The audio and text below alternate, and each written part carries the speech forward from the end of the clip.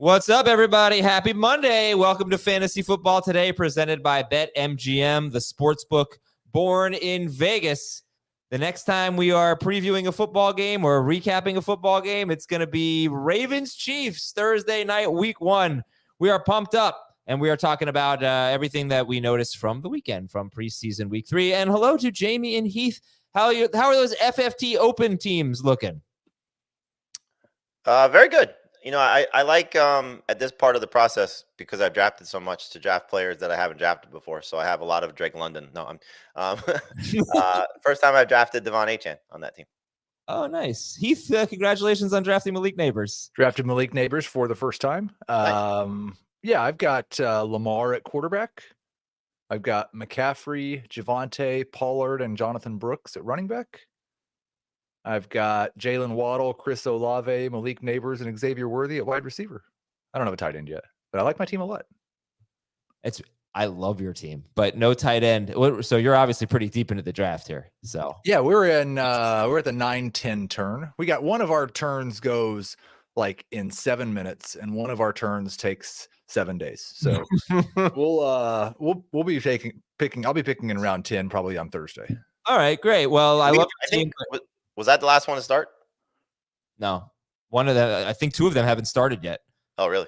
Yeah. But I didn't set a clock on mine, so like I shouldn't be giving anybody too hard of a time.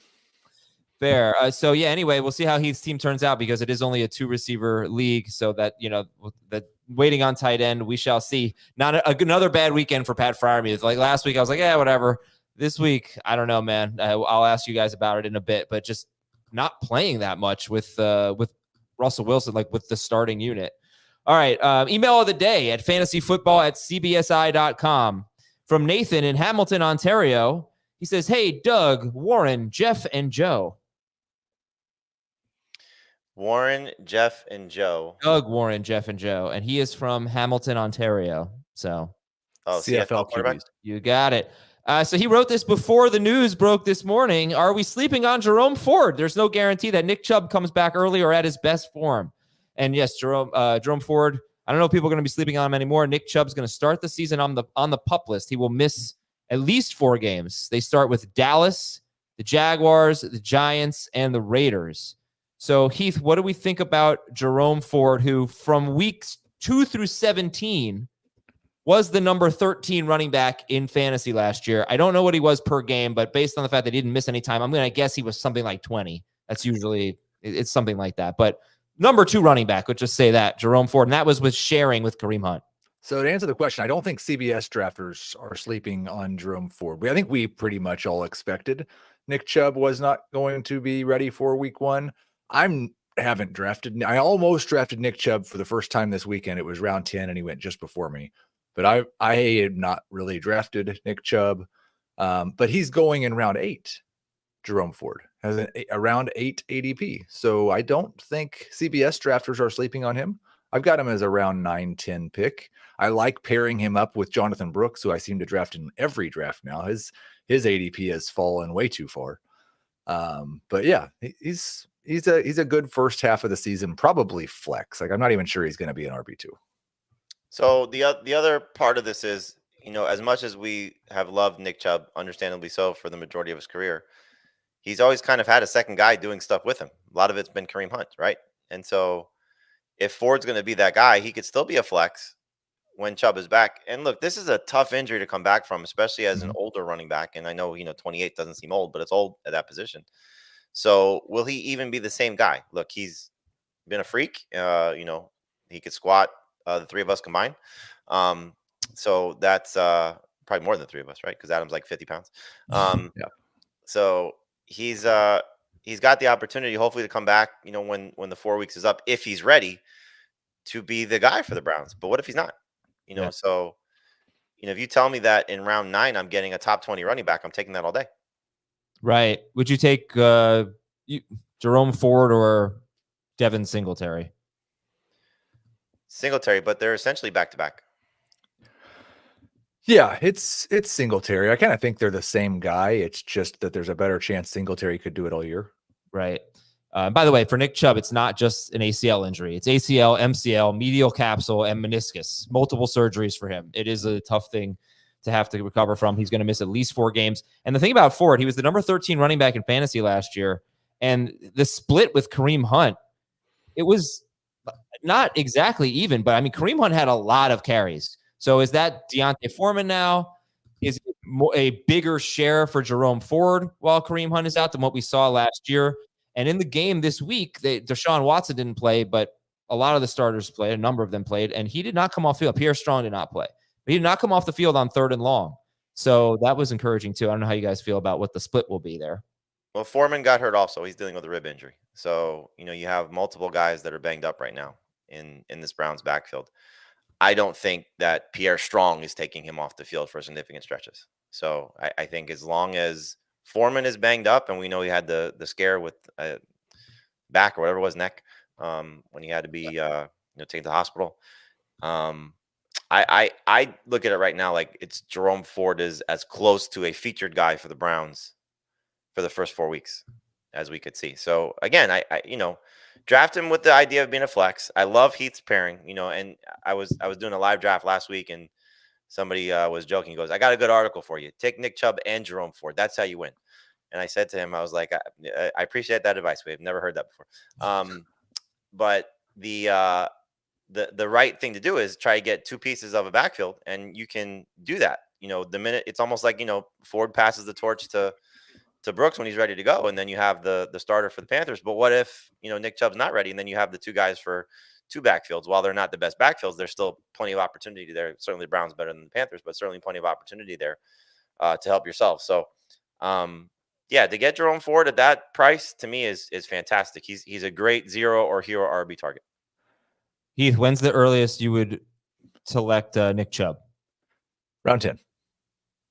Jamie? Round 8. For Chubb? Yeah. Round 8. Okay. Mm-hmm. All right. I do have to send an apology out to our audience. This is a family show, and I pride ourselves on that. And here we go. A couple things from Friday that were overheard. It was 2 different shows. And this is what it sounded like. And I'm a weird guy when it comes to the things I do with my hands. This is the conversation that you have to have if you're into handcuffs. Yeah. So I don't know what happened there, but just a moment, little lapse from us. So what's funny is up until this moment, I was Team Adam in the tennis match. Oh, no. I had signs made. I was going to send them to the court. I had a plane flying over with a banner. Go Adam, go. When is the match? Tomorrow. Where is it going to be? Where can I watch? I don't think we're going to be able to live stream it. I don't even know how we would do that. But I was doing the Lawrence Taylor. I was sending things to Adams to Dan's. Oh, nice. To distract him. I mean, what kind of things? What things Lawrence Taylor would send. Yeah. We're a family show. I can't say it. It'd be very easy. Like if you only knew a teenager to live stream. Yeah, like just don't really for a teenager. Set your phone up. Go live on any social media place you would like to. I think that's doable. I'll work on it. All right, listen. I think he's afraid. It does sound like he's probably going to beat me, but he's a little afraid. Like no. You sound afraid to show it. No, I'm not. I have really nothing to lose. And Dan has become a villain. He is so cocky. I've got a lot of feedback like, boy, you need to shut him up. He's become a villain, and I'm loving it. But anyway, I have a trivia question for you. Do you know what this number is? 5,361.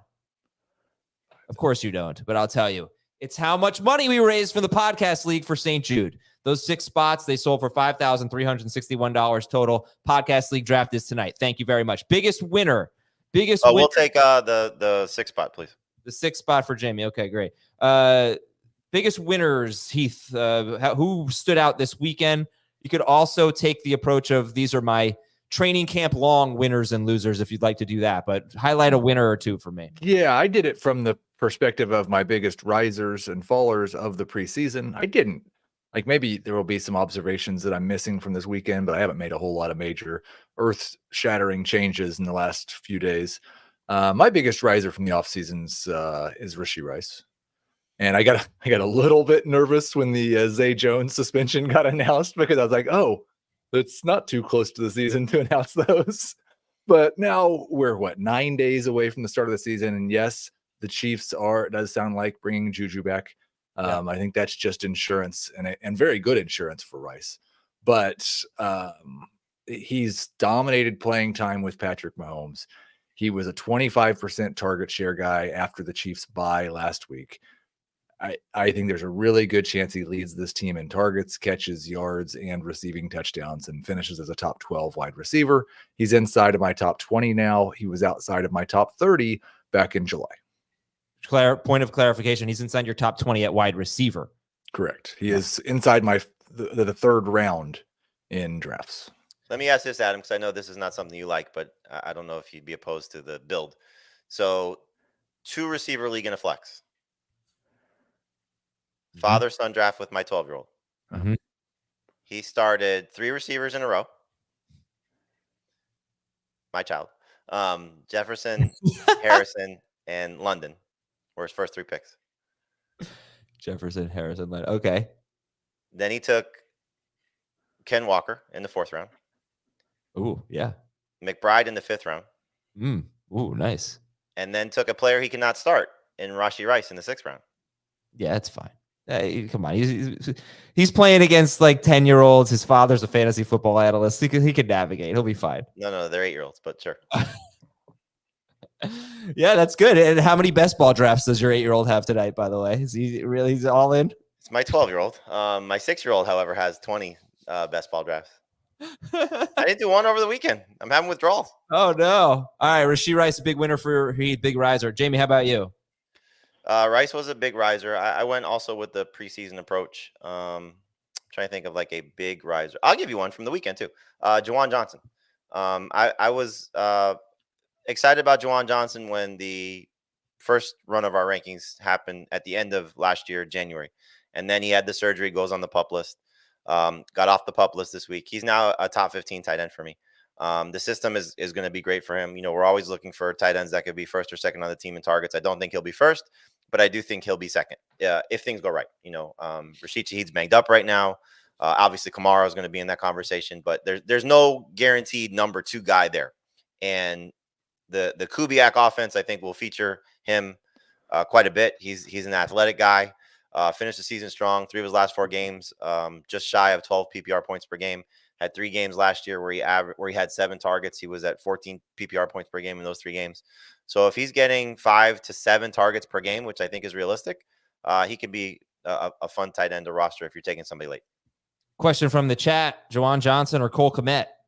Johnson for me. Cole Kmet scares me with the Gerald Everett usage and all the other targets in Chicago. Okay. Some players I want to focus on today, just from the weekend. Steelers, obviously, looking a little bit more competent. Russell Wilson, it seems like they haven't said anything, but it really seems like he's going to be the starter there. Probably should talk about the Panthers and Bryce Young. I don't know that we had any games with starters versus starters this week, at least Saturday and Sunday. None that I can think of. We had starters, but they were playing against the backups. Jacksonville was no against backups. Yeah, Jacksonville, we could talk about. Evan Ingram had 2 touchdowns, but I definitely want to talk about Tank Bigsby and his role. I'll get to that in a minute. Chubba Hubbard and his role. Just some snap count stuff with the Patriots wide receivers and things like that. We have a Jacoby Brissett injury that we have an update on. But if you haven't signed up for BetMGM, let's talk about that real quick. Now's the time, people. Sign up. BetMGM. Use the bonus code FANTASY. You're going to get up to a $1,500 first bet offer on your first wager with BetMGM. Here's what you do. You download the BetMGM app. You sign up using the bonus code FANTASY. Deposit at least $10 and place your first wager on any game. You'll receive up to $1,500 in bonus bets if your bet loses. Just make sure you use the bonus code FANTASY when you sign up on BetMGM. We'll be right back on Fantasy Football Today with losers from the weekend and much more. Well, you need your sports news anywhere? We've got breaking news to bring you. Then get your sports anytime you want them. Big trade news overnight to discuss. Because we know you need sports all the time. A lot of movement in the rankings this week. A legend adds to their legacy. We're bringing you that breaking news right here on HQ. CBS Sports HQ, anywhere, anytime, all the time. In a little bit, I'm going to tell everybody about our Draftathon show, which should be great on Wednesday. But before we do that, Jamie, who are some big losers, either from the weekend or from training camp the last month or so? Big losers? Yeah. I wouldn't call them losers. I would call them guys that have fallen in my rankings. Yeah. Michael Pittman's one. Just concerned a little bit about he's going to be the number one guy there clearly, but is he going to dominate targets like he did with Mitchell and his role, and Josh Downs once he comes back? And obviously, what we saw was mostly with Minshew as opposed to Anthony Richardson. So he's outside my top 24.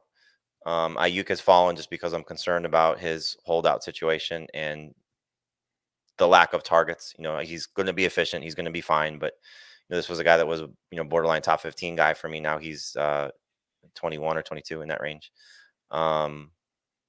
Marquise Brown obviously has fallen just because of the shoulder injury. Jaylen Warren because of the hamstring injury. Jahmyr Gibbs fell a few spots just in overall rankings, but I moved him back up this weekend with the reports of him getting back to work and the video that circulated of him practicing pregame with Jared Goff. I don't know. Did you see the news that Jaylen Warren said he would have played if it were a regular season game? But I was probably a little too aggressive with Jaylen Warren. So he was 25 for me. So I dropped him into that next blob of guys. Okay. Understanding that, how I feel about soft tissue injuries, I'm still concerned. So there's a few guys that fell. Okay. So Aiyuk, Pittman, Heath, how about you? I don't think I got a chance to ask you about the Colts passing game after not such a great showing on Thursday night, and Michael Pittman, just in that obviously limited time, didn't really have a big target share or anything. They seemed to spread the ball around. You were the high guy on him. Are you still feeling optimistic about Pittman? Yeah, there wasn't anything that happened Thursday night that really made me nervous. There's going to be some good and there's going to be some bad. The bad's probably going to be really bad, but I think he's still going to completely dominate targets. I think he's still close to 10 targets per game. I expect him to have better efficiency and a better touchdown rate. I've dropped him a couple of spots, but I'm definitely still the high guy, still a top 20 wide receiver for me. And I will say I didn't drop him because of Thursday. This was several weeks ago. Pittman or Nabers? I actually took Nabers over Pittman. The only place I took Nabers in the FFT Open, and I'm just going to count every week and be so irritated because see how many points that I lose on a weekly basis. But yes, it's Pittman for me. Nabers for me. He should outscore Pittman. All right, Heath, any losers you want to highlight or fallers? I mean, you wanted to talk about him, so I think we should just talk about him, like Pat Freiermuth, and even I've dropped George Pickens a little bit. I know the Steelers looked better against the Lions backups, but I think that offensive line is just awful. And I hate the fact that it's a 3-man rotation at tight end with the first team. And so I was kind of like feeling fine with Pat Freiermuth as my settle for guy in the double-digit rounds. The last couple of drafts, I've moved more towards Dalton Schultz in that regard.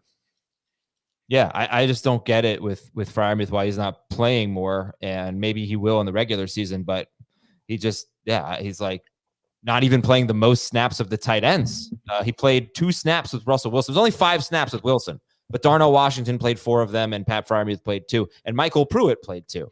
Well, and it may be that they need to play Darnell Washington more because they need a third tackle because the other tackles don't block anybody. Maybe.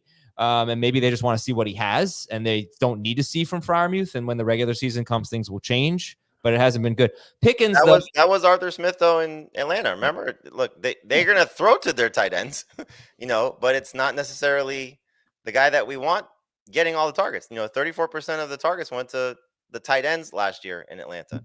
That wasn't just Kyle Pitts, unfortunately. It was Kyle Pitts and Jonnu Smith. And so we all thought, okay, none of these guys profile like Freiermuth does, who should be the best pass catching tight end, but he said it right. Washington is basically a tackle. He's not going to be a pass catching threat. So if they feel comfortable with their crappy receiving core behind George Pickens, go ahead and don't put Pat Freiermuth on the field. It just doesn't make any sense. Pickens, though, like he's still going. He's wide receiver 28 in CBS. He's going 62nd overall in NFC drafts over the last 4 days. That's 89 drafts. George Pickens is wide receiver 29. He's going 50th overall. But they're very, but I know it's like very little, but I mean, you just watch him. Every catch he's making, he's doing something after the catch. His ADOT's still been pretty high, and he's got like 6 yards per catch, 6 yak per catch. I don't know. He looks great to me. But I had him like wide receiver 14. Okay. So we have him now. I think the ADP for Pickens is still with the holy cow, what if Brandon Aiyuk gets traded there? Yep. Yeah. You're going to get a very good bargain. I don't care how bad the quarterback situation is or the offensive line is. You're going to get a great bargain on Pickens. It's a very similar conversation to on a sliding scale of Justin Jefferson with a bad quarterback, of Malik Nabers with a bad quarterback, of George Pickens with a bad quarterback. Are they going to get optimal production because their quarterback play is bad? No. Are they still going to be very good? Yes. Yeah. All right, guys. I have 5 not so big questions. They're big-ish, but they're not huge. Who is Christian McCaffrey's handcuff? Who Yes. is healthy that week? It's like, do you think they would split carries if Mitchell and Mason? Because Jordan Mason's had a nice preseason. Mitchell's been hurt. Now he's back. But if Christian McCaffrey got hurt, like, what do you think? I think whoever Kyle Shanahan liked better in practice that week would probably see 18 to 20 touches. I would anticipate a split. Mitchell, even when he was a rookie and had that great season, he wasn't involved in the passing game. And so I would guess that they're going to use both guys. The nice thing is, if it's not just strictly injury related, if they were resting their key guys, they rested Mitchell also. Who is the Kansas City Chiefs number 2 running back? Pete Sweeney of Arrowhead Pride wrote that, he thinks Isaiah Pacheco could be a 3-down back, but he also thinks that Carson Steele could become the goal line running back. And Carson Steele runs like a goal line running back, like you'd want him to run. But Heath, your take on the Chiefs backfield behind Pacheco? I don't think we really know where Clyde Edwards-Helaire is. And I hope that he gets everything. He's okay. Right. That the broadcast still indicated that it was that Steele and Prince were battling for the RB3 job, and Clyde was the RB2. I've drafted all 3 of those guys late in drafts. I don't really believe that Carson Steele is going to be scoring more than 4 or 5 touchdowns this year, but I bet he scores a few. Question number 3. Are you concerned that Tank Bigsby will be the goal line running back? I asked this because during the game, Travis Etienne completely crushed him in terms of snap count, but there was a sequence of 2nd down and 1, 3rd down and 1, 4th down and 1, and Bigsby was on the field for all 3 of those plays, and he got 2 carries. He did not convert on 3rd and 1. He did convert on 4th and 1. They also had a couple of goal-to-go situations, and Etienne was in, but it was not inside the 5-yard line. So what's your level of concern that Bigsby would be the goal line running back, Jamie? I don't have a high level of concern. It could certainly happen. But, I think the nice thing is that Bigsby was challenged this offseason to look better and play better and perform better, and he's done it. And so now you know who the handcuff is for Etienne. So if you're inclined to take a late flyer on somebody, he's not a bad late round pick. So in the Braylon Allen, Ray Davis, Audric Estime group of running backs, Bigsby might be the best of the bunch.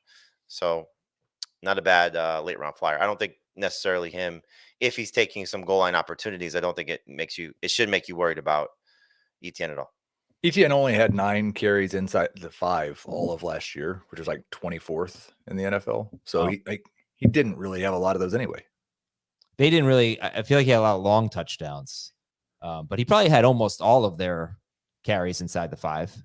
He had 7 touchdowns inside the 20. Yeah. So it wasn't big plays, but yeah. Well, I hope it doesn't happen because it would piss me off if Etienne lost. Let me see. Etienne had, in terms of inside the 5-yard line, he had only 60% of their carries inside the 5-yard line. He had 9. Who else for Jackson? Probably Trevor Lawrence. Yeah, Lawrence had 4. Okay. Anyway, Bigsby had 2. Next question. Number 4. 5 not so big questions. Number 4. Do you feel better about the Steelers now than you did a week ago when they looked absolutely horrible? I mean, I'll go back to what I said earlier last week, that last year they had an amazing preseason and they looked like poop. This year they're having a poopy preseason. Hopefully they'll look great. I mean, look, Russell Wilson has not been out there. That's a big part of this. Justin Fields is not going to, I think, run an aesthetically pretty offense 9 times out of 10. That's not what his appeal is. His appeal is being a wild card and making plays. Do you want him to do things on schedule and throw receivers in rhythm more often? Sure, absolutely. But that's just not, I think, the way that he's going to operate behind a suspect offensive line. So Wilson will probably have a lot of similar scenarios unfold for him. But if you tell me George Pickens is the 29th receiver based on ADP, I will take that all day long. Oh yeah. And I still think Freiermuth is going to have some great moments. I still think that the running backs are going to be borderline starters. And that's really what we're talking about here. Is if I know Heath was high on Russ Wilson. I don't know if you still are as a late round dart throw in a 1 quarterback league. Clearly he's an option in 2 quarterback leagues. I was never in that camp, so it wasn't going to change anything for me, regardless of who was playing quarterback, aside from Fields maybe being one of these difference-making type of guys because of his legs. So Russell Wilson was never really a factor for me on his own. It was, can he support these guys? And I think he can. All right. Yeah, I mean, I'd moved them down a little after last week. I didn't move them back up today, so I guess no. Like the Lions weren't playing anybody. Right. It was kind of like the Giants in the second quarter against the Texans. Like, what do you take from that? Probably shouldn't take much, but it was nice to see them look competent at least. I'll throw in another bonus question here from the chat from Jerry. Is Luke McCaffrey the number 2 receiver for Washington now? There was a report that was said before the trade he was having a hard time getting into the top 4. Yeah. I read something this weekend that I didn't even realize he was still on the team. Jamison Crowder is still an option for them as a slot receiver. What about Pierre Garçon? And Zacchaeus is somebody that they may use in the slot. I do think, though, that we're looking at Dyami Brown as one of these uninspiring late round picks that you can get away with that will get you maybe a touchdown every 4 or 5 weeks. And as we saw, I mean, look, we were raving about Jayden Daniels in his first preseason game. We didn't say one thing about that pass went to Dyami Brown, like that. He was the one that made the play. And there's, whenever we see things like this, trades that happen for players that we weren't expecting to get moved. Now, nobody was expecting Jahan Dotson to be a difference maker, but we thought he was going to be a big part of this passing attack. Does that mean it's Brown, it's McCaffrey, it's more 2 tight end sets because of the talent that they may have there in Zach Ertz as an established veteran or Ben Sinnott? There's a lot of things that you can, look at here. But I think if you're taking a late round flyer for upside, it's McCaffrey. If you're taking a late round flyer in a deep league that you need somebody potentially, like we have a 14-team draft tonight. It wouldn't surprise me if somebody takes a shot on one of those 2 guys, depending on what you need on your roster. I would take McCaffrey first with the hope that he becomes something end of season, but Brown could be an early week type of guy. Well, here's the PPR per game finish in 5 seasons for Terry McLaurin. So let's talk about this. So this guy, he can get you 130 targets, but he's been over 132 targets, or he's been on pace for more than 132 targets only once. And that was his second season. But per game, he's finished 29th. No, sorry, that's overall. Yeah. Okay. 29th, 20th. That was the 1 year he was on pace for 152 targets. 33rd, 25th, and 39th. So that's only 2 top 25 finishes, never higher than wide receiver 20 per game for Terry McLaurin.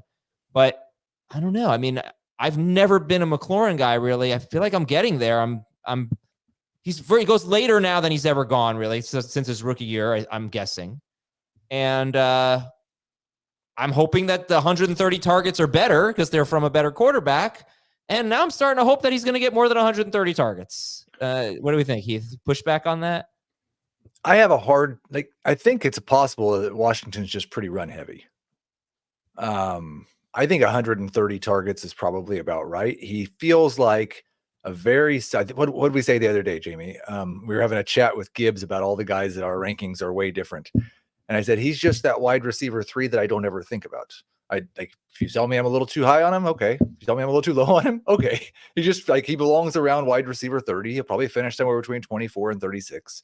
And I don't think I've drafted him yet, but I'd be fine with it if he was the top guy on my board. There, for me, it's I'll say 3 or 4 guys that I feel in that range that are all not necessarily huge range of outcomes, but you could see a potential great season or just kind of like he said, okay, he finished around wide receiver 30. For me, those guys are McLaurin, Amari Cooper this year, just because I think he's going to take a little bit of step back. Zay Flowers, just because of the return of Mark Andrews, and Calvin Ridley, just because I honestly don't know what to make of how this Titans passing game is going to look. I thought he looked very good this weekend, but no DeAndre Hopkins, so we'll see how things go there. But those 4 guys, I think they're all very safe wide receiver 3 options that are in that blob for me of 20 through 32. And I would be very happy to get any one of them as a 3rd or most likely 4th receiver for me. But the thing about McLaurin, and going back to this after the trade, it feels like a early Kyler Murray type of offense for Cliff Kingsbury. One receiver that you can trust, and then just a kind of bunch of guys. That was kind of Kyler's offense, right? Yeah, and some tight end in there. But that's what this is. Yeah. It's like Right. It's he's going to make a lot of plays, Jayden Daniels. I think you're right. 130 targets is probably a good number to peg for McLaurin, because that's going to be the guy he leans on the most. And then the other guys will just have some weeks here and there where it's like, okay, this is the time to pick him up off waivers. Now he's getting dropped. Now pick him up again. Now he's getting dropped. So that's what I think it'll be with McCaffrey and with Brown. But somebody's going to step up there and make plays. I just think McLaurin's a very safe option for you. I just don't think you want to go aggressively targeting. And I'd like, of that group, like Zay Flowers and McLaurin very much tied together for me in terms of ranking. And I think I kind of feel the same about Deontay. Deontay, another good one. Yeah, he's probably going to get 130 targets. Yes. Probably going to finish as a wide receiver 3. Yeah, but I feel like the Deontay's targets probably be closer to. I don't know. I mean, last year he was a higher ADOT guy. McLaurin is more of a downfield guy. So I don't know. Would you rather have 130 targets more downfield or 130 targets more closer to the line of scrimmage? We don't have to answer that question. McLaurin has much more upside, but yes, they're similar type of fantasy guys. They're not necessarily similar type of players. They're just, you're going to get weeks where they're 10 to 12 points without scoring. Mm-hmm. And you're going to get weeks where they're, 17, 18 points when they find the end zone. And it's really been the last 2 seasons. Their ADOT's been pretty similar. 2 seasons. Okay. Yeah. Here's the last thing I'll say about McLaurin. Since entering the league, he's 10th in the NFL in targets. He's 31st in red zone targets. I would just love to see that change. He just doesn't have a big enough role there. And I don't know how much, I don't really want to count on the potential 1,000-yard rusher rookie quarterback being the guy that leads me to a good touchdown season finally for Terry McLaurin. Yeah, fair. You just hope that he's had such bad deep ball accuracy from his quarterbacks. They've been terrible in Washington. And that's something that Jayden Daniels is pretty damn good at in college. So you're hoping maybe a few of those. Last question. I'm going to have chicken salad for lunch. Should I have it on wheat bread or a cinnamon raisin bagel? Please don't do a cinnamon raisin bagel. Just put it in a bowl with a fork. Oh God, are you kidding me? No. God, that's boring. You are boring. No. You said Zay Flowers and Terry McLaurin tied together. Do you think you would beat them if they were in a 3-legged race versus you with 2 legs? They had their how long do they get to practice? 20 minutes before the event. No, if it's the first time they've ever been tied together and they're doing the race, they've never done a 3-legged race, I think I've got a chance. But if they've had any warm-up time to practice at all and they got their steps down, I'm in trouble. Because McLaurin's quite a bit taller than Flowers, right? So there's probably a leg difference there. That's good for you. Speaking of a 40 or like a 100-yard dash? Or like a 40, I'd say. 40 he's going to win easy. Yeah, you're over. They got to get going a little bit. Like that, their start time is going to be terrible. Like Heath is going to be off the line before they even get moving. I'll tell you just a funny story thinking about leg length. My Lucas is almost taller than me, and he thought that he was because we were standing next to each other in front of a mirror, and his shoulders were higher than mine. So my wife says, "Okay, turn around, back to back. We got to see for sure who's taller." His butt is higher than mine. His shoulders are higher than mine, but my extremely long forehead, I've still got about 1/4 of an inch on him at the top. So, thank goodness for a long forehead. That's great.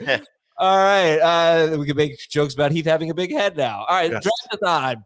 Wednesday, 4 to 6 p.m. Eastern. Wednesday, 4 to 6 p.m. Eastern. Put it on your calendar. Go to youtube.com/fantasyfootball today. This is the culmination of all of our Draftathon efforts. We're really having a great year. I think we're over 50K now. We got more to come. And you still can go to our tinyurl.com/draftathon 2024 page and donate there.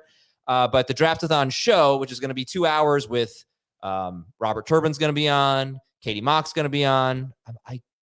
Am I allowed to say who's opening the show? I feel like I am, right? I don't know. I don't want people to watch. You already get sued once? He works for us. I don't know. Do you want people to watch? Because Matt Ryan is coming on the show to start. There you go. Matt Ryan will be on the show. And then obviously Dave Jamie Heath, Jake Seeley, Ben Gretsch. I mean, imagine Nando, Scott Fish. Matt Ryan's going to be on the show. And then Jamie Heath. So we'll see you 4 to 6 p.m. Eastern, youtube.com/fantasyfootball today on Wednesday. We have actually a lot more to get to, including more risers and fallers, more thoughts from the weekend. We'll be right back on Fantasy Football Today. Jump into this week's unforgettable moments, electrifying action, and pure football passion with the Inside College Football Team. We'd like to extend our condolences to everyone who, family, friends, teammates, everyone who knew the head coach or the offensive line coach, for the Baltimore Ravens, Joe D'Alessandris, passing away at the age of 70. Sorry to see it. Terrible news, and thoughts with his family.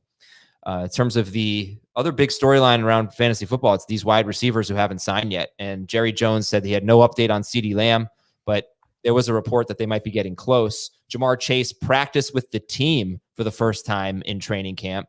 And Brandon Aiyuk still could get traded. Washington is a rumor now. Ricky Pearsall is going to practice today. But, all right, it is now August 26th. How far are we downgrading Lamb, Chase, and Aiyuk?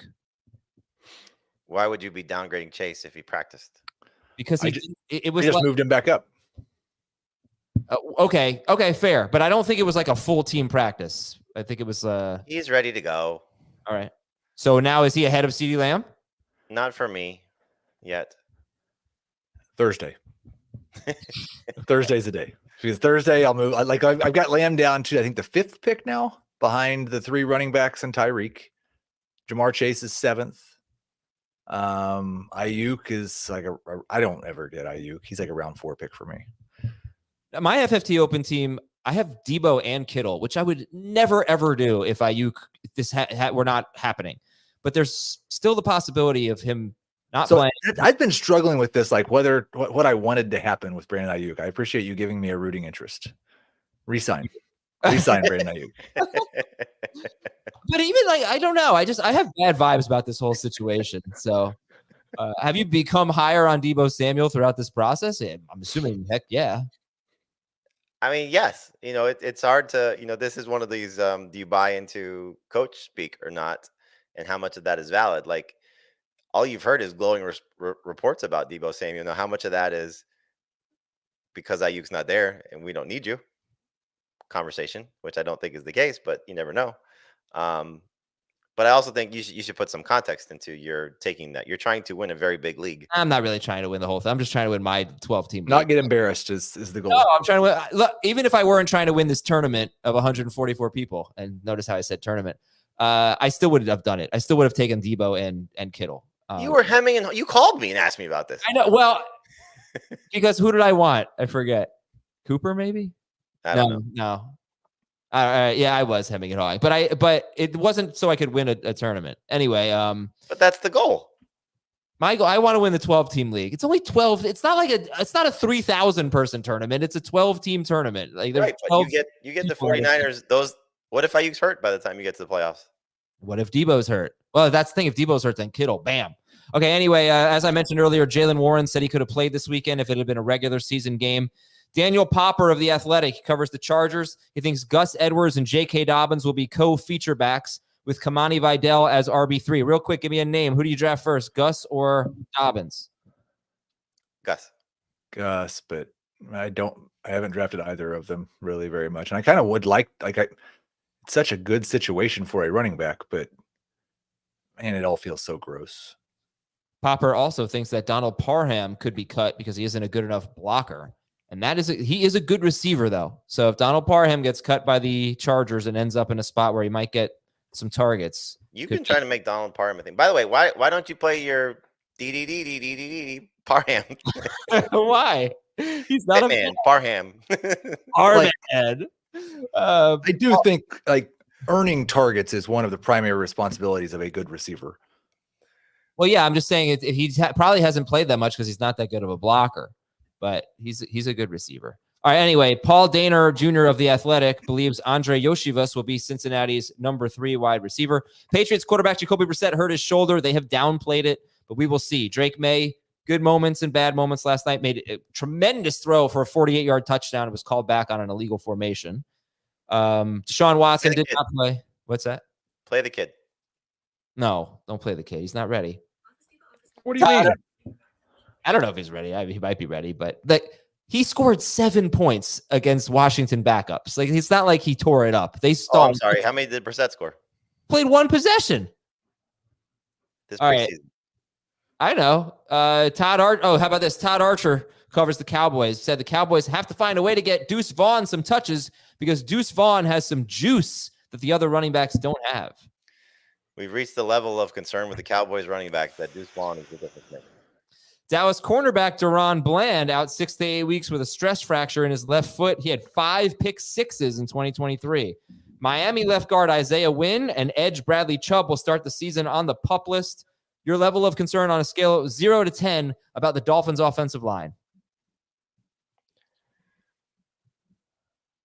3. 4. 3. Okay. Arizona wide receiver Zay Jones suspended 5 games for violating the personal conduct policy. Does this matter? No. Starting offensive tackle Jack Conklin for the Browns is off the PUP list. That's great news. Yep. Rams left tackle Alaric Jackson suspended 2 games for violating the personal conduct policy. They start at Detroit and at Arizona. They will not have their left tackle, the Rams. San Francisco defensive ends Leonard Floyd and Yetur Gross-Matos left with knee injuries. I think it's Yetur. Yetur? I'm not taking pronunciation tips from you, but fair enough. I don't know how to pronounce that one. Rams have granted linebacker Ernest Jones permission to seek a trade. This guy had 145 tackles for them last year. This is a big deal, and he's unhappy.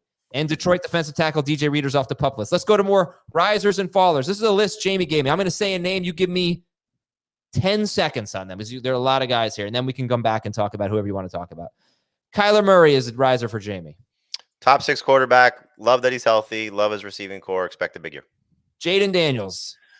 Love his ability to run the ball. Think he's going to have a chance to be the best running quarterback based on yardage.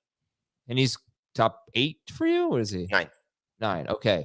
So Kyler and Daniels are risers for you. Daniels and also a riser for Heath. In fact, why don't we go to another quarterback riser for Heath? It's Caleb Williams. Yeah, just a reminder that upside over everything in one quarterback leagues. Has Rome Odunze's looked great. DJ Moore's looked great. And Williams does really special things. Just draft another guy with him.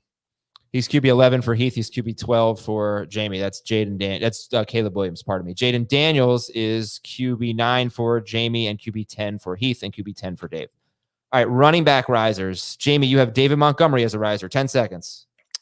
Still a little concerned about Jahmyr Gibbs' hamstring injury, and just a reminder that if something happens to Gibbs, Montgomery could be a top 10 running back. Montgomery or James Conner? Montgomery for me. Heath? Yep. All right. Tony Pollard, a riser for Jamie.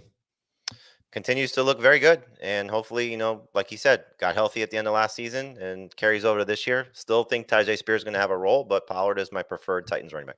Pollard now my second most drafted running back this year. Tony Pollard or Najee Harris? Pollard. Tony Pollard or James Conner? Pollard.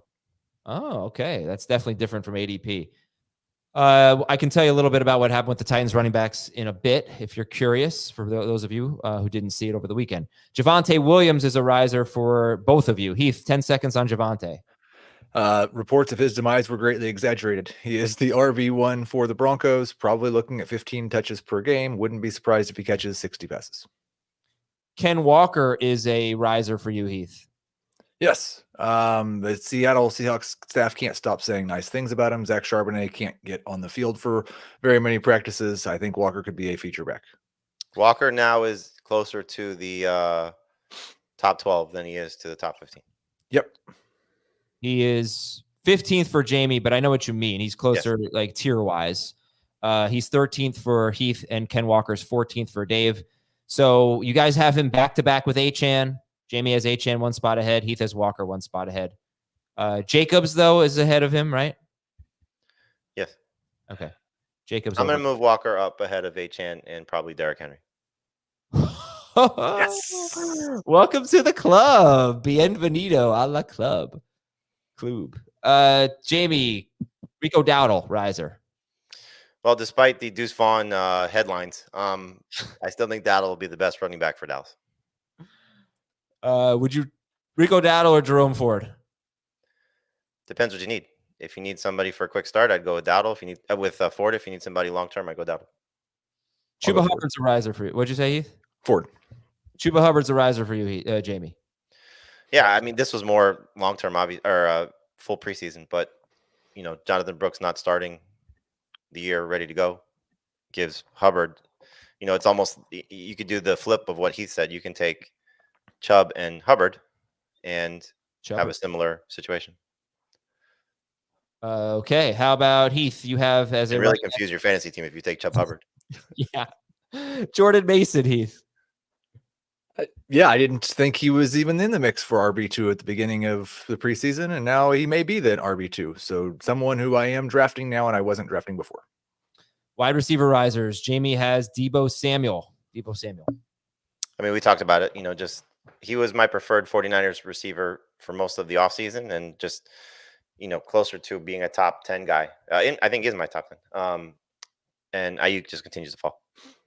He's 11th for you. He is in full PPR, and he's 20th for you, Heath. You want to spend a little time on Deebo Samuel? This is full PPR, not his best format.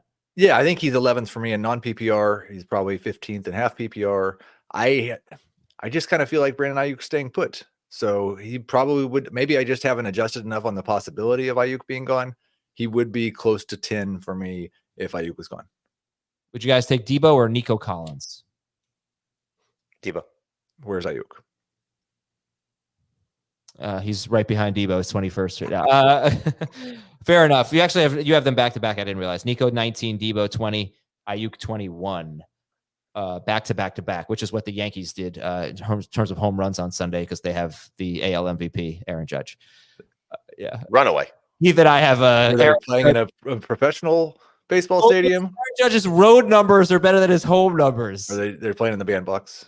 And actually, have you seen Bobby Witt's numbers at home? Yeah. Much better. Really that's a good park for him because he has warning track power. Anyway, Malik Nabers has been a riser for you. He's probably tired from playing in the field. Judge doesn't have to worry about that. Not just that a team. Yeah, Malik Nabers is all the way inside of my top 36 wide receivers. He's a riser for both of you. That's right. Yes. Way to go. Where is he for you, Jamie? 18th. Okay, so Malik Nabers, 18 for Jamie, top 36 for Heath. And Heath finally drafted him. Rashee Rice is a riser. Hey, did you hear Dan his rant about you?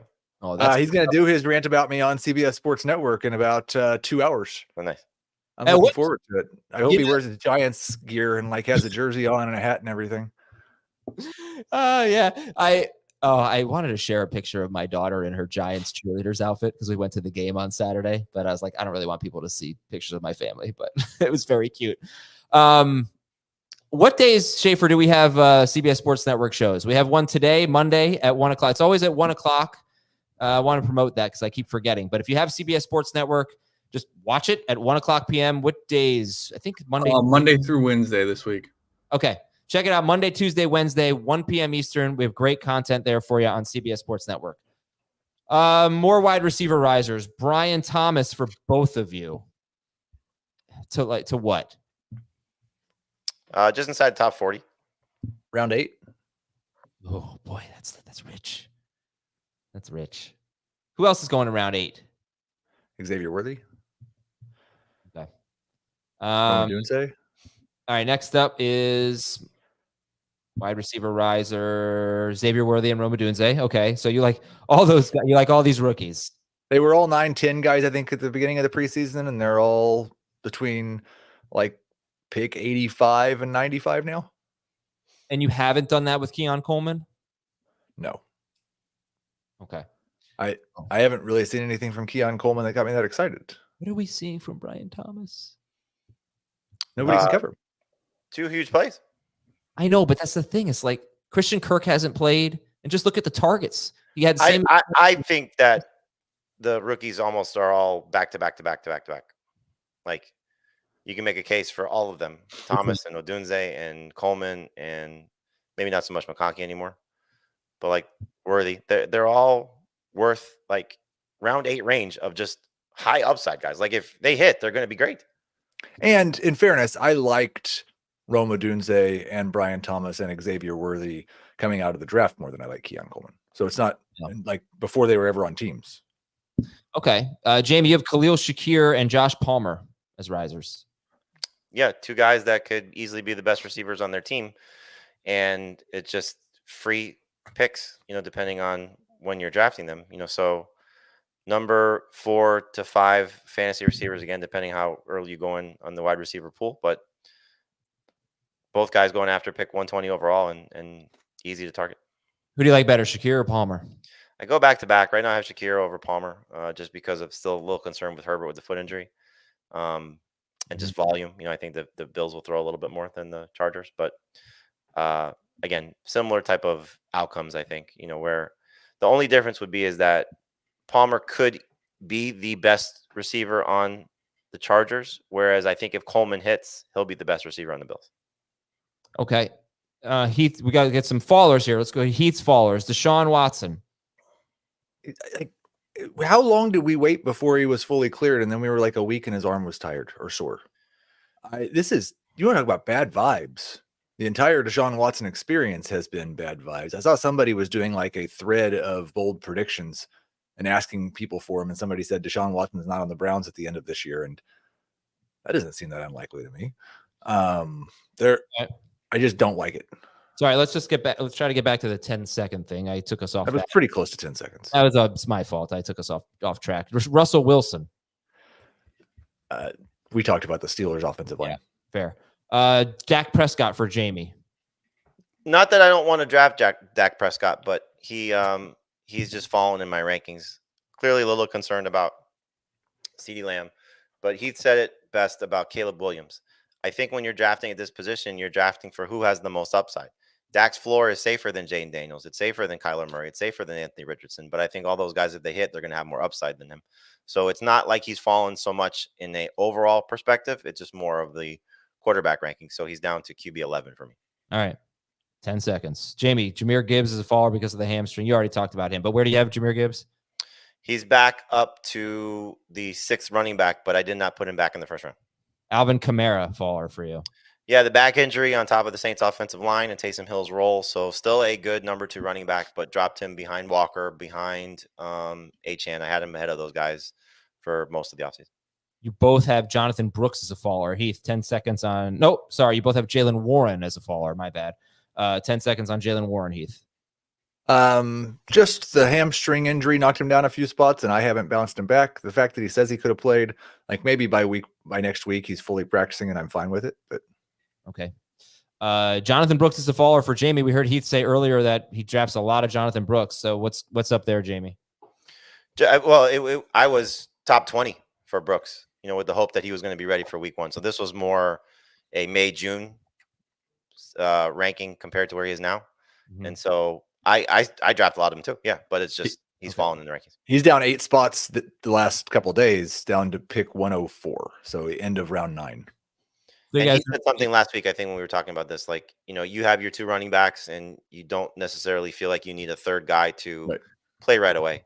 So if you play a receiver in your flex or have the ability to play multiple receivers in your flex, like that's a good running back take. And then you can easily just double back in a few rounds and get Hubbard just to cover yourself. Tyjae Spears a faller for Jamie. Yeah, again, I had them essentially back to back in the majority of the summer rankings, Pollard and Spears, and just moving Pollard ahead and Spears a couple of spots back, but still very much in the Spears camp. Kendre Miller is a faller for Heath. The guy, I mean, he's not gotten not been a good offseason. We can sure would have thought if you told me that Alvin Kamara was going to battle a back injury in camp, it was going to be a good camp for Kendre Miller, and Dennis Allen hates his guts. So I saw somebody tweet something. Dennis Allen, what do you think about the defensive line rotation? Yeah, Kendre Miller just is killing us. We're never going to get him on the field. It's like every answer he's just crushes Kendre Miller. CeeDee Lamb is a faller for Heath to what? I said that just a little earlier in the show, but he is now at the 5th pick.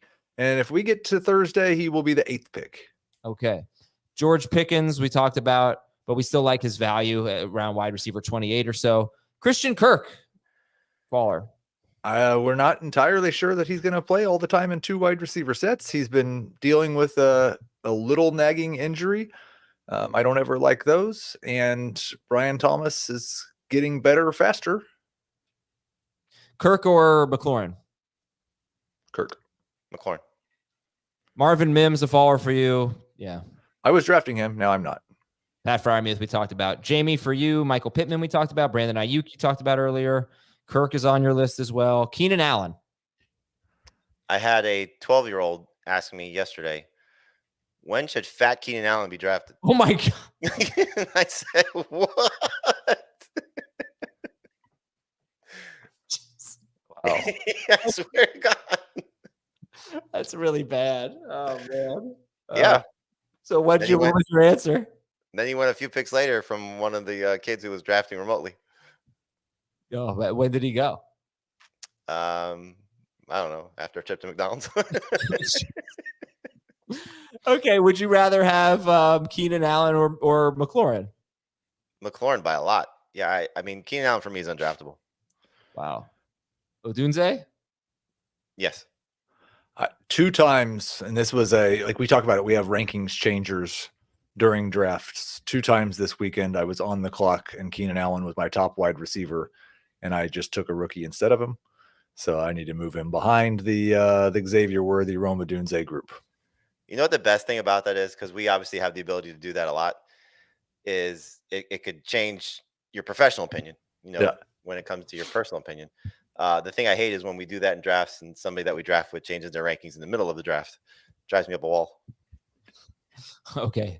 Gee, I wonder who he's talking about. You have 2 guys. I'm just going to tell you, I know it's not a great reference point. It's only one draft, but you have Marquise Brown and DeAndre Hopkins. Marquise Brown went 95th overall in my FFT Open division, and DeAndre Hopkins went like 104th overall or something. What do you think about those values? Let's say somewhere around pick 100 for Marquise Brown and DeAndre Hopkins. Great value. Okay. So they about where I have them. Yeah. Okay. I prefer Marquise Brown still. All right. Preseason stats and takeaways. Anything to make of the Panthers offense other than Chubba Hubbard, like dominating snaps with the first team? Did not surprise me with the running back situation. I thought Bryce Young was better. Oh, for sure. I mean, 6 of 8 for 70 yards and a touchdown, but he was playing Buffalo backups. But that was good to see. Yeah, I don't know. Okay, I don't really. Yeah, like a lot. Like Will Levis looked good. There's gonna be somebody from the young quarterback group that's going to emerge as I think a good streaming option, and I'm not sure who it's going to be. My choice would be Levis. My guess would be Levis, but Levis, Young, Bo Nix, somebody from these guys that no one's drafting in one quarterback leagues by any stretch is going to, I think, be a streaming option. And Jeff Wilson started ahead of Jaylen Wright for the Dolphins, and this is a guy, Wilson, that got a decent amount of work last year when Mostert was out, and it did not all go to Achane. I wonder if Wilson's going to make is there any chance he gets cut and like ends up on Dallas, or is relevant in an annoying way for the Dolphins? I don't know what his. I would assume, just based on how Mike McDaniel values him, he came with him from San Francisco. Yeah, that he probably makes the team, unless there's somebody that makes a trade offer. And look, like what is he worth? 6th round pick, 7th round pick? Is that more valuable to the Dolphins than keeping him, with Mostert being 32 and Achane having an injury track record? Yeah, so that's Jeff Wilson. Tony Pollard. So he had 5 carries for 17 yards, and he had a 1-yard touchdown run. That was all on the first. No, most of that was on. Yeah, I think all of his carries were on the first drive. He also had 2 catches for 27 yards. Tyjae Spears played on the second possession. He had 4 carries for 12 yards. He had 1 catch. It was interesting, though, on the second possession, Spears got a carry on 3rd and 1. He did not convert it. And then Pollard came in on 4th and 1, caught a pass, and picked up the first down. Definitely Pollard is ahead of Spears. They are going to split, though. It's quite clear. And who's the goal line back? I don't know if we know that. They both got a short yardage carry. Pollard got a goal line touchdown, but it was on sort of his possession. Wide receiver, Carolina snap counts with Bryce Young. There were 12 snaps. Deontay Johnson was on the field for all 12 of them. Adam Thielen for 11. Chubba Hubbard for 10, Jatavian Sanders for 10, and Jordan Matthews at tight end for 5 snaps. Matthews actually had a good game. And I think for people looking at it for late round picks and redraft, Mingo is playing ahead of Legit. Yeah, this Mingo played 8 snaps. There's some comments in the chat about what I said about Keenan. He's draftable. I'm just not drafting him. I didn't mean to imply that he's not draftable. Jackson Smith and Jigba played 5 snaps, and they were all in the slot. Tyler Lockett didn't play. I know we'd like to see JSN moved around a little bit, but also, as I think Dave was the first to point this out, the system, this grub system, does feature the slot a lot. I think Dave was high on JSN for that reason. And JSN had 2 catches for 32 yards on 2 targets. Metcalf had a 21-yard touchdown. It was against mostly Cleveland backups. There's really nothing I had at tight end. Jordan Matthews, converted wide receiver. They've had a bunch of injuries at tight end, right? I'm not sure. I know Jatavian Sanders obviously played ahead of him, but Matthews had 3 targets and Sanders had 1. Looking for streamers here. I don't know. Yeah, Sanders is interesting. New England, the New England wide receivers could be pretty frustrating. It seems like,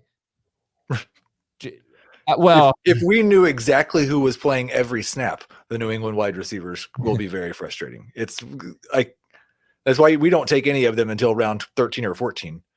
And just pick your favorite. It's I forget who we were talking about in terms of upside and the Washington receivers. I think if you're looking for in a little bit different realm, I think if you're looking for the most consistent guy, it's DeMario Douglas. So if you want the safest option, he's going to be their slot receiver. He's not going to play in 2 receiver sets based on what we've seen.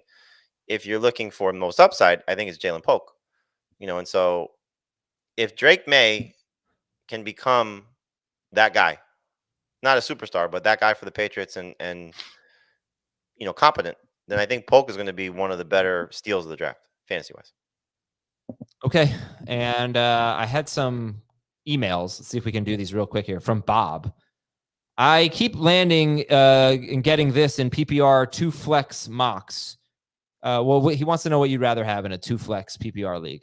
Trey McBride and Rashee Rice, or either Jalen Waddle or Mike Evans and Kyle Pitts.